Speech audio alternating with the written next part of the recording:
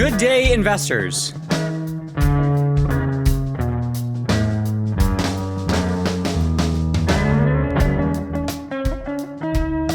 Welcome. I'm Jared Bowers, and I have a scenario for you to put yourself in. Let me lay it out. Then let's consider what's going on.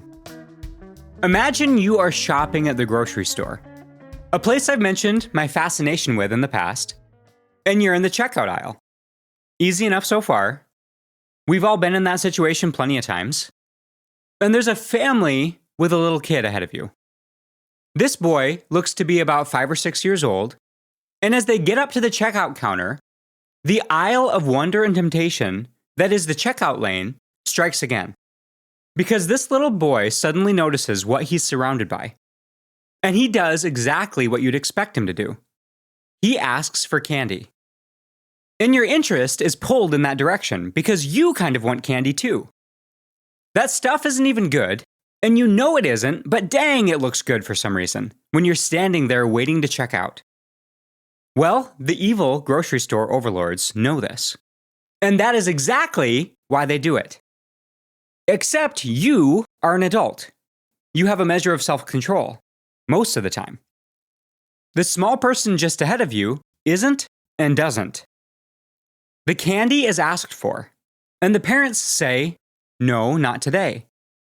Then the little boy asks louder, an escalation. The parents say no again, but quieter, hoping that the direction of their volume will be followed. It isn't. He now screams for the candy, demands it. And you can see what's about to happen before it happens. You can see the future. You don't want it to happen, and you want to holler out, "Don't do it!" But it's too late. One of the parents tries to quiet the little fit thrower, while the other one grabs a bag of candy from the display and waves it in front of the little boy's face to make it clear, "Look, we're going to get you the treat. Now will you please shut up?" The grocery store, along with that little snot-nosed kid, worked together to get that candy bought. Conspiracy? I don't think so. This is simply a story of incentives. From the grocery store, to the parents, to the little boy. All of us are being pushed and pulled by incentives. In this case, the grocery store has an incentive to sell you more candy, especially when you're on your way out the door, when you've supposedly chosen your full basket of goods already. And they do this because it's high margin, and we are easy gets. Candy is easy to grab. It's relatively inexpensive. At least it used to be. Not sure so much now. And it looks highly appealing. So they make it highly visible and even easier to grab. You literally can't miss it because you are forced past it in order to complete your visit. The kid has a big incentive. He really wants the candy. And the parents are presented with an incentive they didn't want. The incentive to stop the kid from making a scene in public or be forced to choose a much harder path. And the reason you wanted to yell, "Don't do it," is because, well, for one, you don't want to see the little whiny kid get rewarded. But why? Because we know what that will result in. We probably don't actively think about it, but with what happened as the result, that creates a world, a future, where that little boy is more likely to do the same thing the next time, and with other things he wants because the behavior was reinforced. It was rewarded. So when you mix a strong reward for bad behavior, you guarantee more of that bad behavior in the future. None of this is rocket science. It's incentives. Every person in that scene is responding rationally to a different incentive. And the person thinking on the shortest time horizon probably wins, for now. There's a quote that probably came from someone else, but Charlie Munger is famous for saying it pretty often, which is, "Show me the incentives and I will show you the outcome." Individuals, groups of people, and even animals will adjust what they do, their actions, to align with the benefits offered to them. If you know that there's an incentive or disincentive, which would be a reward or penalty for doing or not doing something, that will affect behavior change on an individual scale and on a broader scale. And because of that, if we can identify the underlying incentives, we can accurately predict what's going to happen. And beyond prediction, we can also make what we want to happen, happen, or what we don't want to happen, less likely. Businesses, politicians, salespeople, influencers, many of the most successful ones, use their understanding of this to great effect in the world. And by great, I don't always mean good. But it is often used for the good. Incentives can be used to design better systems. Incentives can be used to promote good behavior. Incentives can be used to decrease bad behavior. Or incentives can be used in the reverse of all those. A lot of what we see in the world as bad outcomes and bad behavior is often the direct or indirect result of either poorly planned incentive structures or intentionally planned incentive structures to get outcomes in that direction. In the simplest terms, an incentive is anything that intentionally or unintentionally influences someone's behavior. And I believe we can categorize incentives in three main categories. First, economic incentives. These would most commonly be financial rewards. For instance, getting a cash bonus for hitting a target, or on the disincentive side, paying a fine for parking illegally. The second category would be social incentives. How our choices and how we behave affects our reputation and our standing with other people, which is why people want to look a certain way to fit in. Follow unwritten rules because that's what the group does. Avoid certain behaviors because they know from direct experience or seeing it in other people that those behaviors result in being ostracized or mocked, which is a very strong disincentive socially. And then the third category is moral incentives, which is both our internal and external measure of what is right and wrong. This would be donating to charity because you really care about it, or because it makes you feel good, or because you feel obligated and think that it's the right thing to do. This is also not doing something wrong, let's say cheating on a test, because either you have a strong moral compass that points against that, or because you don't want the punishment that could come along with it. What students are taught on day one of economics class, and what the core premise of this episode is that people respond to incentives very strongly and very directly. And the more strong the incentive or disincentive, the more strongly they will respond. And so therefore, we should care about what incentives exist in our life and around us. But a step further than that, yes, we should identify them, and we should set up more incentives to get the outcomes we want, and we should change the incentives that result in getting us outcomes we don't want. What we are incentivized for, positively or negatively, we respond to. If anyone thinks that they are immune from incentives, they are mistaken. And if we want to know how something is going to turn out, all we need to do is trace the incentives. And incentives go in both directions. Positive incentives are rewards. People can earn rewards for doing the right things. Wages, good reputation, friendships, attention, accolades.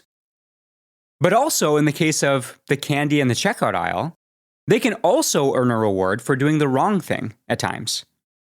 The reward does not care about the goodness of the action. Then there are negative incentives, disincentives. We tend to call these punishments or consequences. And similarly, the punishment also does not necessarily care about the goodness or rightness of the action.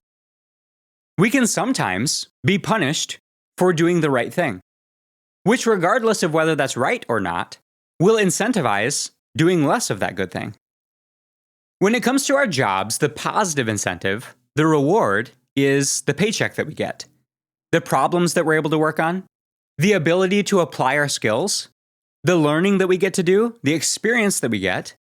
Those are all positive incentives that can and do motivate us to do the job. The negative incentive or disincentive that motivates us are things like getting fired and then not having money, being removed from a work community that we value. The reward pulls us toward work. The potential loss pushes us away from neglecting it. Both affect behavior. So it's important to understand incentives versus disincentives, rewards versus punishments, so we can be aware of them and, ideally, so we can use them effectively in our lives. But they are not equally powerful in each direction. And instead of keeping you guessing, I'll just go ahead and tell you now that in my experience, positive incentives are many times more powerful than negative incentives. We know this to be true intuitively. We tend to respond to the promise of rewards more strongly than we tend to respond to the threat of punishments. If a lot of bad things suddenly became legal to do tomorrow, most of us still wouldn't do them. Because we don't just not do them because they're illegal. We don't do those illegal things because we want to do the right thing and reap the rewards that come from doing the right thing. The law matters, but it's not the only thing directing us. Our values, identity, relationships, and the kind of life we want are often stronger and more durable motivators. And that same stronger relationship direction is true when it comes to rewards versus punishments. When we're responding to an external incentive, or setting them up for ourselves, positive rewards are much more powerful than negative punishments, even if the same thing is being incentivized. Using the job example again, there are a lot more people working because of the positive aspects of working, like opportunity, interest, passion, paycheck, than the number of people who are working to avoid the negative consequences of being unemployed, broke, purposeless, directionless, a burden on society. Both of those incentives exist, and they both matter, but the positive ones are usually the bigger motivators.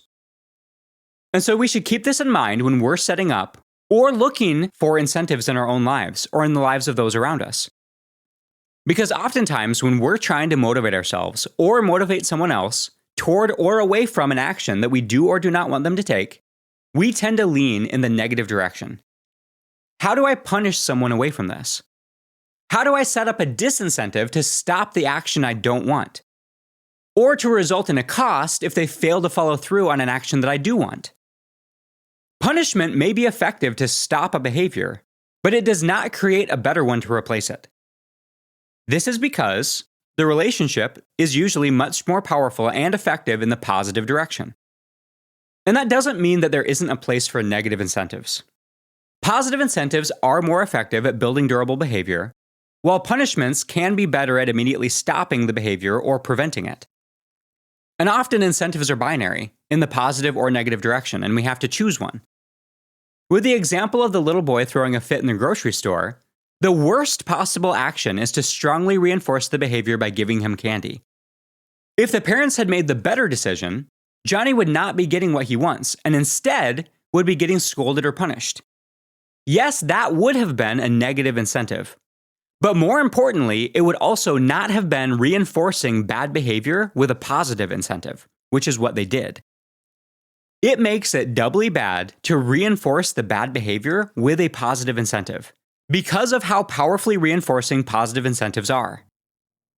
In that case, the best long-term choice to prevent that outcome in the future would have been to lean into the negative, the disincentive.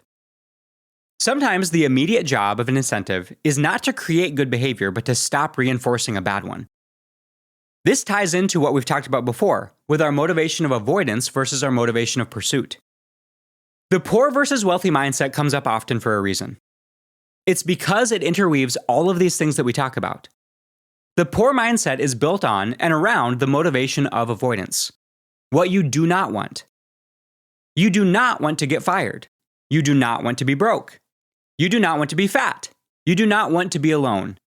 You do not want your kid to throw a fit in the store. Avoidance can get us moving, but it doesn't give us much of a direction beyond getting away from something. Versus the wealthy mindset that is rooted in the motivation of pursuit. Investing positively because that's what you want, rather than what you're trying to avoid. You want meaning. You want to have an impact. You want to learn. You want to solve problems. You want to earn money. Therefore, you pursue a meaningful career. Avoidance can help us escape a bad position. Pursuit gives us something worth moving toward. But most people do what they want to do. And that makes incentives a tricky thing. Because if we don't really want to do something, we are probably going to quit doing that thing at some point. And if we really want to do something, we are eventually going to do that thing, good or bad. That is a really powerful reality of human nature. And most of the time, people want to do the things they want to do because of the reinforcement that they get from it. They are responding to incentives. And we can learn to want the right things. Because if we don't want those things, then we're not going to practice what it takes to get them for long enough for it to matter. This ties into a powerful and integral topic within incentives, which is our internal drive versus our external drive. And in turn, intrinsic rewards versus extrinsic rewards. Extrinsic motivation comes from an outside reward, consequence, or result. Intrinsic motivation comes from valuing the activity itself or the person we want to become by doing it. This is important because a lot of what we are incentivized toward or away from comes from within ourselves. We don't just grab the candy in the grocery store aisle because that's someone else's incentive to get us to buy it. We grab it because that's what we want. We don't default to short-term, non-productive uses of our time on a weekend, let's say binge-watching Netflix, because that's what Netflix wants to manipulate us into doing. We do it because that's ultimately what we want. And we can try to fight against what we want, but that is usually a losing battle. When we fundamentally want the wrong thing, then trying to put a positive or negative incentive in the way to get us to try to do the right thing might be helpful, but it is pushing a boulder up a progressively steeper hill. Eventually, the boulder is going to win. If we don't like how we look from a physique standpoint, but we hate working out, and we really want to be sedentary and eat trash food, it is unlikely we will stick with the necessary reps long enough to see positive results. But if we don't start liking the thing that we're doing, if those motivations don't become intrinsic, what we want to pursue for the sake of that pursuit, not just because of what we're trying to avoid, we are eventually going to quit, give up, and regress back to our previous lifestyle. The longer we try to work against what we ultimately want, often the faster and harsher the swing back in the other direction happens. And that's because, as we talked about in a recent previous episode, we are not outcome and return optimization machines. We are inertia-driven, default-following machines. And that concept ties very directly into incentives. We tend to follow the path of least resistance, or the path that is most well-practiced. Our defaults are the biggest determinant of our behavior, and therefore our outcomes. And the direction we're already going tends to be the direction that we keep going in, which is inertia. Most of our decisions are not active decisions. We follow the defaults and are carried forward by inertia. We keep doing what we've practiced the most, which is usually what we've set up to be the easiest or what our environment has set up to be the easiest. So what we need to do is we need to try to make the right things easier to practice. And eventually, through enough practice and repetition and getting better at it, we may begin to want what we once had to force ourselves to do. But hold that thought for now, because I want to talk about one of the most fun things about incentives. They don't just powerfully motivate us toward or away from certain things. They allow us to do something that I mentioned earlier if we pay close enough attention, which is predict the future. As investors, we would do well to accurately predict the future, wouldn't we? If we can look forward and see the difference of now versus what things will be at some point in the future, that would be quite a thing, wouldn't it? We could make money on that. We could avoid problems with that. We could take advantage or sidestep disadvantage on all sorts of things. And you might say, yeah, easier said than done. But is it? We've talked a few times in past episodes about how we can see the future. The biggest one being tracing the path that people are on based on their trajectory. That is a really powerful one. Tied into defaults and inertia, if you want to know what you or someone else's likely result is going to be years from now, the best predictor of the next 3 years is to look at the path that that person has been on and the trajectory over the past 3 years, and then just continue that line. The past 3 years is the single best predictor of the next 3 years. There is no better predictor or more accurate indicator than that. Hands down, bar none. Individuals will vary, and our trajectory can definitely be changed. But overall, there is no stronger or more accurate predictor. So that is one way to predict the future. The other powerful way to look into the future and see it accurately is to identify and understand the incentives at play, and then follow the pathways that those will create. Forecasting is a hard thing to do well, but there are ways that we can do it and make it more accurate. When someone points out a prediction that I made that turns out to be right, my response is usually a very humble, "Yes, that makes sense, because I can see the future." And I mean it when I say it.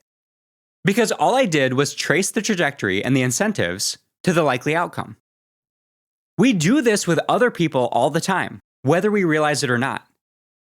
If you see someone get a great outcome in their career, in their job, financially, and you have the knowledge that they are incentivized very well in that direction, that they already are going in, and their trajectory has been on that path for a while, then you are not surprised when you hear that they got that good outcome.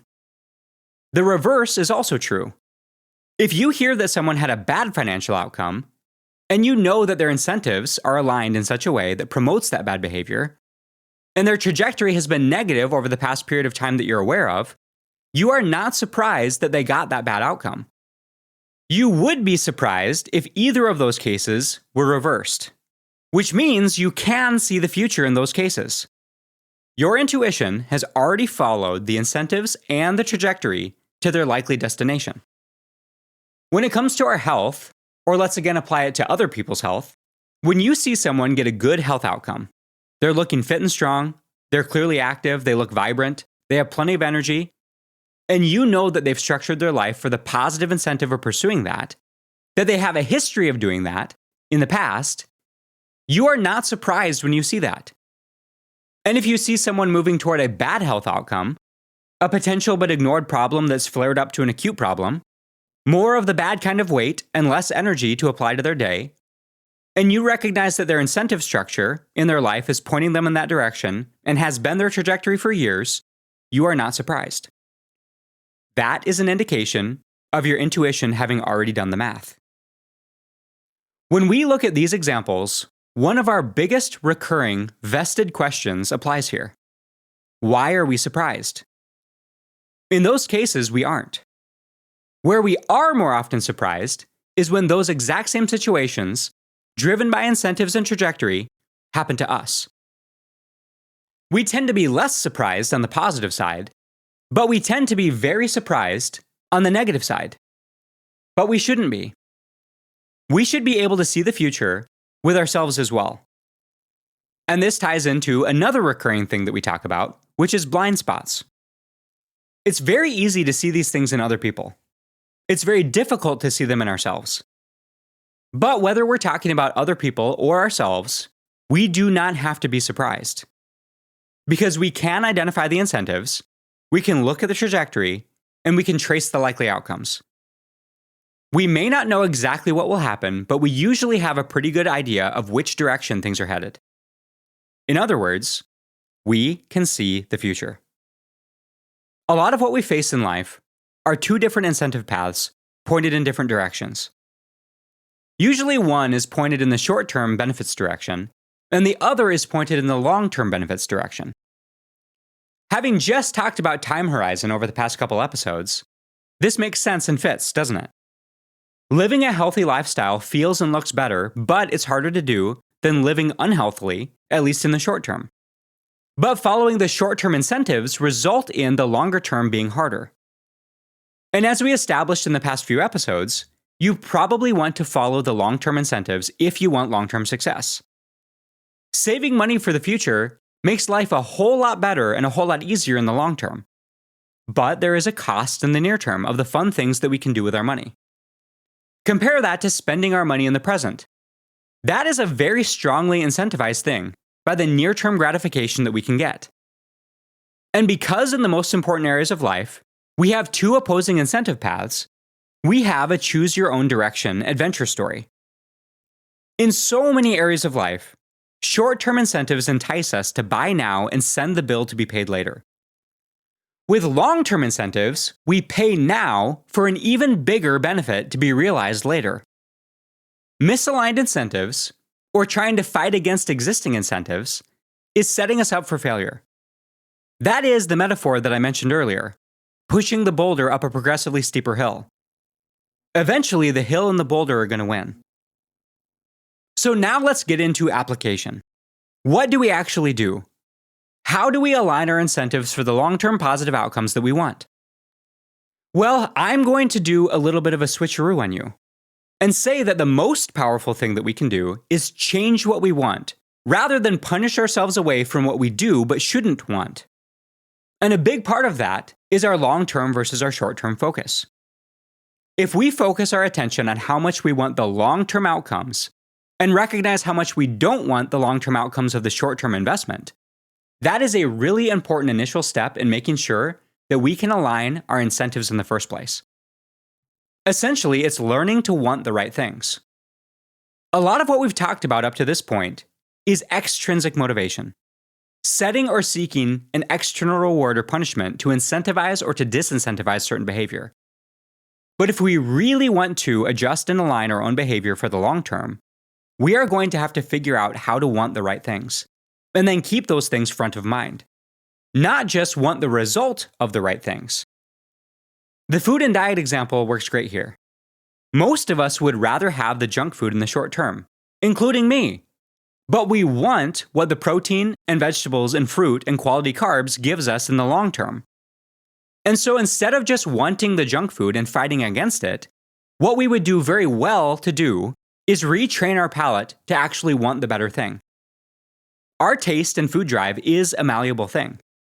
Our palate can be changed and retrained, which is a much more effective way that you can actually align short-term incentives with your long-term incentives. It takes practice, it takes discipline, but if you can do that, you are no longer trying to push that boulder up the progressively steeper hill. If you retrain yourself to want the good thing in the short term, then fighting the less good thing is a daily battle that you no longer have to have, which is way better than having to fight it over and over again. So the examples here are deciding in our pursuit of a more fit and healthy body that we really want the healthier food more than we want the second piece of dessert. In our pursuit of trying to avoid the scene in the grocery store checkout aisle, deciding that we really want the well-adjusted kid more than we want the fit to stop in the moment.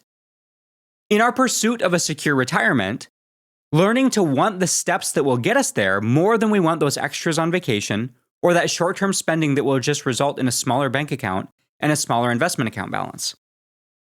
Actually wanting the intrinsic reward that comes from making that deposit when we push the buy button on those investment funds over the enjoyment we get from pushing the order now button on Amazon. So much of the progress that we do or do not make is rooted in what we really want. Our wants and desires are the most powerful incentive that we have. And if we are constantly fighting them, we are going to be losing a lot. But if we have them aligned with what we are trying to achieve, and we will learn to enjoy the inputs that get us to where we want to be, not just the result of the input, then we no longer need to fight anything. Yes, it's easy for me to sit here and say that to get better long-term outcomes, all we need to do is just change what we want. Fair enough. Much easier said than done. But it is possible. Let's get into the practical, because what I just covered can sound a bit impractical depending on where you're at right now. Something we can do is identify the incentives that are helping us and hurting us when it comes to what we're trying to accomplish and the returns that we're trying to generate. And it's important that I frame it here in the positive pursuit direction, because there's a lot of things that we can identify in terms of what we don't want. But again, that is the less powerful direction here. If we can identify incentives that are helping us or can help us, and then amplify those as well as do what we can to reduce, remove, or change the bad incentives, then we have alignment. We have something then pushing us forward rather than a headwind that we're fighting against. And oftentimes, this involves needing to change our environment. I'll use the example of the food environment again. We've talked about this one. Not too long ago, I gave you the recommendation that you should not try to retrain yourself to stop reaching for the food. Reach away. Just reach for the better option. And the way that you do that is to make sure that the better option is the only option you have to reach for. If you don't have junk food in your home, you cannot eat it when the cravings start. And some of you are thinking right now, you want to bet, Jared? I've got 4 food delivery apps on my phone. Let's just see how fast I can get some junk food here. Well, sure, but some people need to delete those apps, like the guy just out of rehab needs to delete their dealer's number. Change your choice set. Curate your choice set. Remove the bad choice from the equation, and you automatically get better outcomes. This next part may sound harsh, but our friend environment is similar.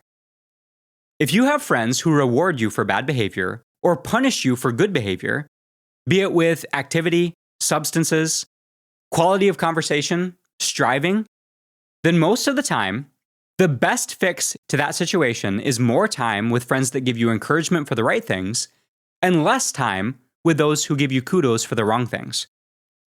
This is one reason why, for people dealing with addiction issues, the ones who are successful after they get out of rehab are the ones that completely change their environment, where they live, what they do, and who they hang out with. Because all of those things from their past incentivize them in the wrong direction. It is very hard to resist external forces that are incentivizing us in a certain direction. Therefore, we may need to change our environment. Change or remove that external force. Again, easier said than done, but it doesn't make it not true. Or said not as a double negative, it's still true. Then there's our job environment. Our jobs are a very powerful driver of incentives in our lives.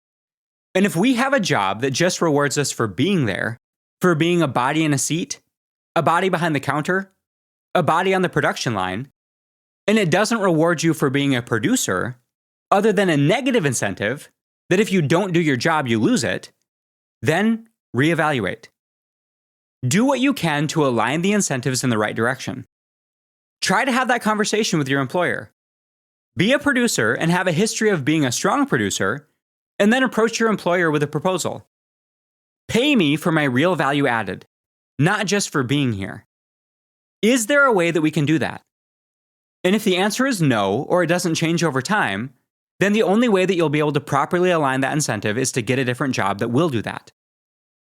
Do everything you can to make sure that your compensation is connected as closely as possible to the real value that you produce, not merely a superficial metric. That is another situation of environmental change in order to align incentives. On this choose your own incentive game topic that we're on, let's talk specifically about gamification.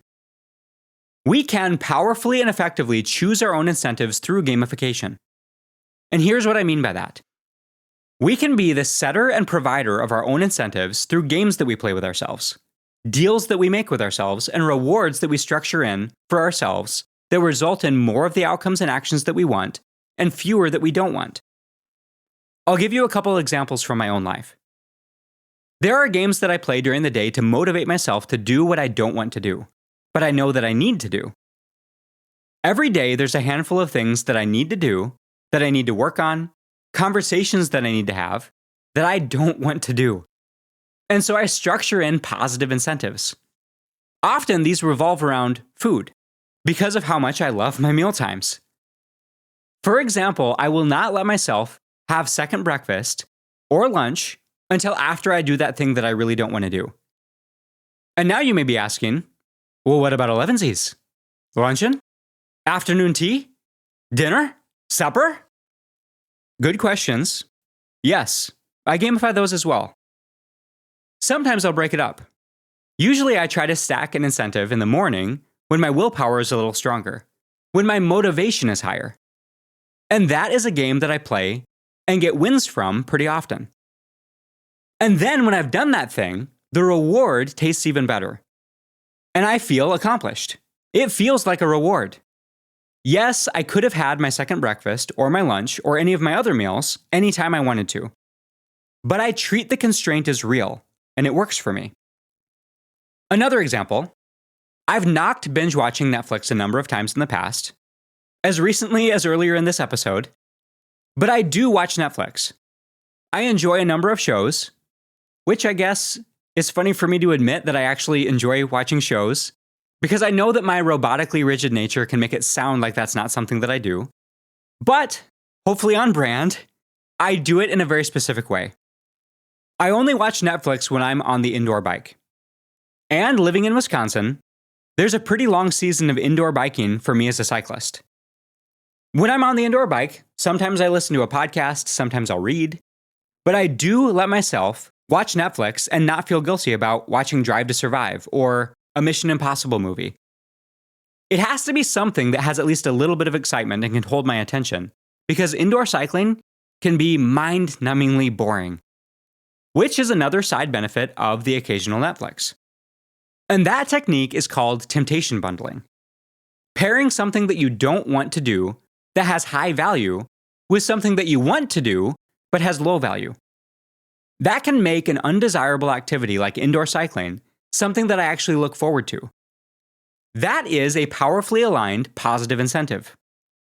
And because I don't watch Netflix other than that, it results in both more enjoyment and less guilt, and more of doing the thing that I ultimately want to be doing, which is staying in shape during the wintertime. And tying those two things together is part of how I align my incentives in my own life. Speaking of my food and my working out, the third and final example I want to talk through, as it relates to me and what I do to align my incentives, involves dessert. I do eat dessert, but only if I've worked out and my nutrition for the day was dialed in. And since I really like eating dessert, I make sure that I work out and my nutrition is dialed in on most days. And I've heard it already. This crap about it being an unhealthy relationship with food, thinking that you have to earn your dessert. I'll probably rant about this more in the future, but I'll give you the TLDR now. An unhealthy relationship with food is thinking that you deserve dessert just for being alive. Dessert is exactly the kind of thing that we should have to earn. That approach can help establish a healthier relationship between earned reward and the behaviors that we want to incentivize. We don't have to earn our basic nutrition during the day. But dessert? Yeah, we should earn that. And that is a great thing to do, because when you do earn it, you feel good about a good thing, not guilty about a bad thing. All right, short enough rant, I hope. I've talked through gamification with people before to try to help them better align their incentives with what they want. And I get a common pushback when I talk about this type of gamification, especially when it involves trying to motivate yourself with these little incentives or disincentives that we ourselves choose. The pushback that I get is that it just doesn't work for them, because they know that it's only a commitment or a game that they're playing with themselves. So it's easy to break. It's a commitment that doesn't have much to it. And the consequence of breaking it is low to nothing in their view. But here's my pushback to that. If you practice breaking commitments to yourself, you're going to get better at breaking commitments in general.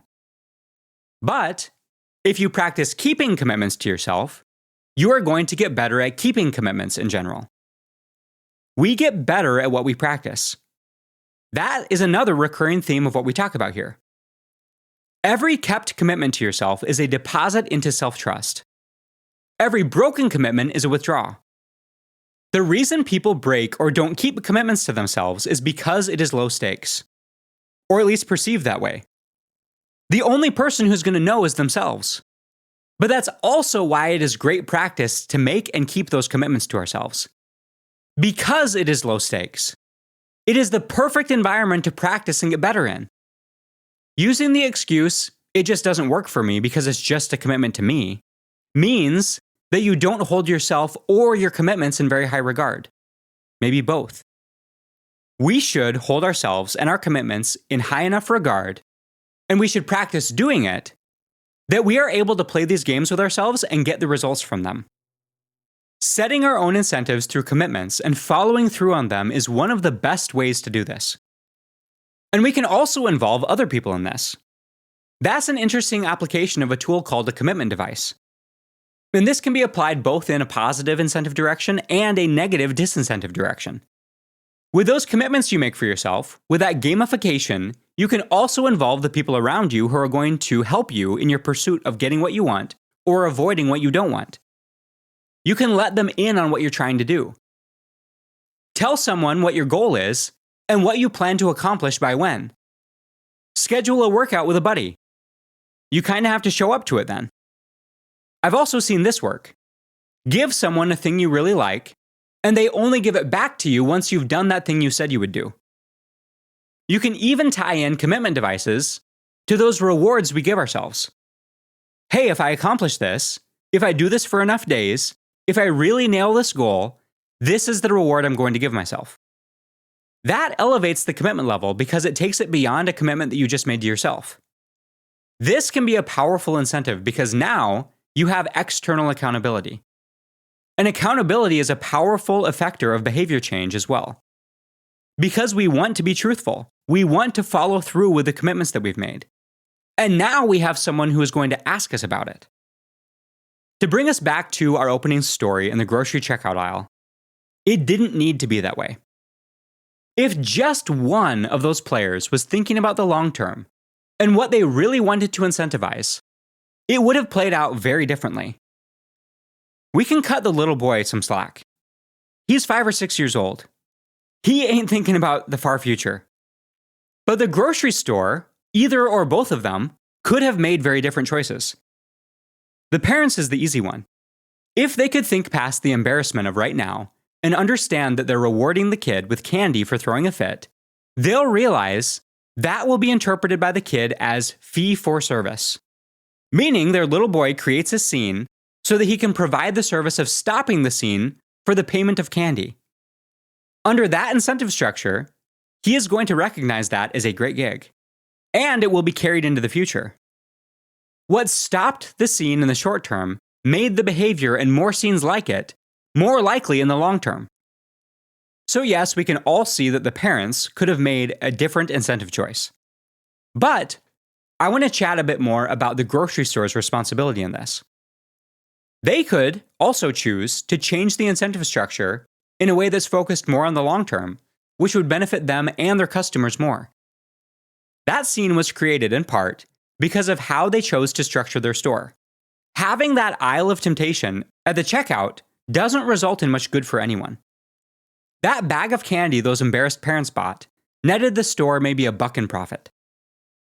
Was it worth it for that scene, for that lesson to be learned, for that experience for their customers to have?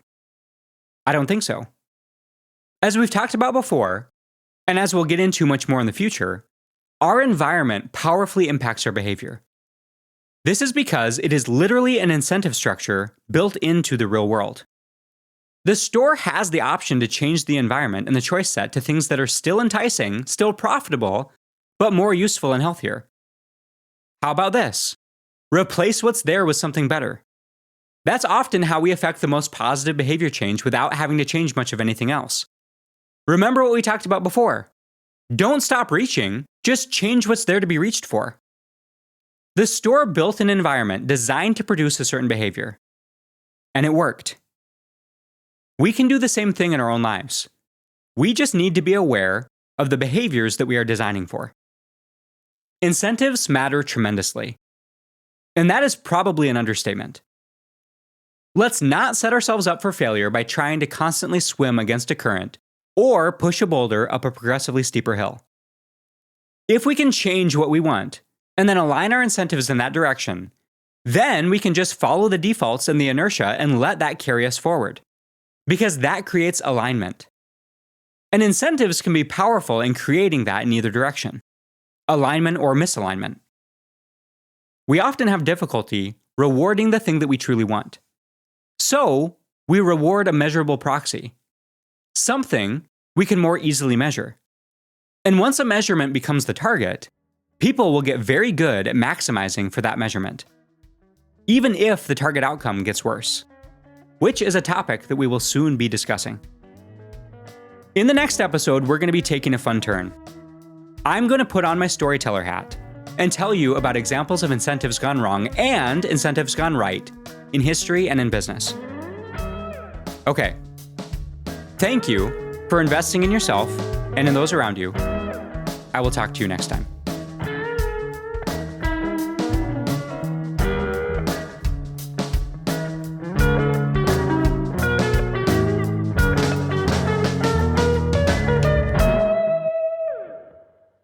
I think the most well-aligned incentive in my life is the more I work out, the more I have to eat.